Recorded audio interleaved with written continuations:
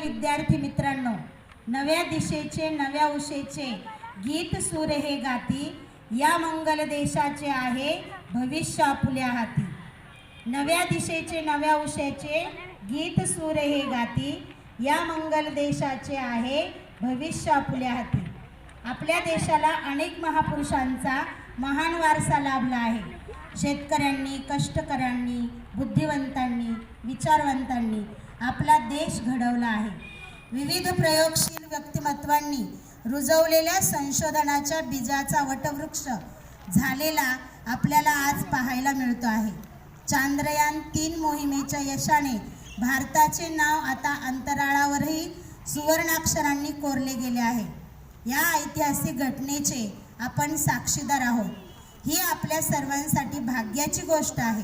अंतराळ विज्ञानाकडे अभ्यासात्मक तसेच व्यवसायात्मक दृष्टिकोनातून पाहण्याची वेळ आली आहे, हे दर्शवणारी ही घटना आहे। जनसामान्यांच्या उज्ज्वल भविष्यासाठी, त्यांचे जगणे सुखर करण्यासाठी विज्ञान आणि तंत्रज्ञानाची कास धरणे महत्त्वाचे आहे।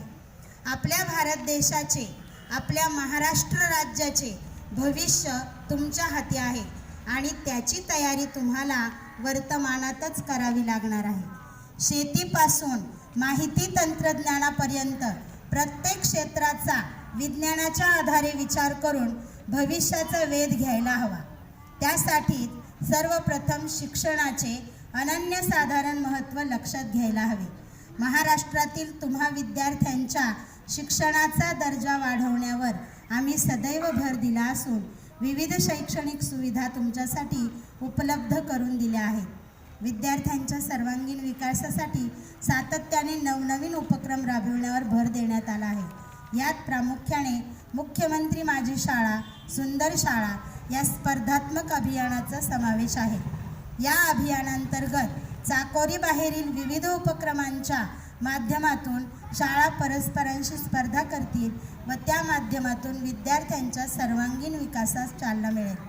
विद्यार्थ्यांमध्ये वाचनाची गोडी निर्माण व्हावी व त्यायोगे साहित्याप्रती त्यांच्या अभिरुचीत व सामान्य ज्ञानात वाढ व्हावी, यासाठी महावाचन महोत्सव हा उपक्रम राबविला जाणार आहे। विद्यार्थ्यांमध्ये शेतीविषयक कामाची आवड निर्माण व्हावी, तसेच लागवडीचे तंत्रज्ञान त्यांनी आत्मसात करावे, यासाठी माझी शाळा माझी परसबाग हा अभिनव उपक्रम राबविला जाणार आहे। सार्वजनिक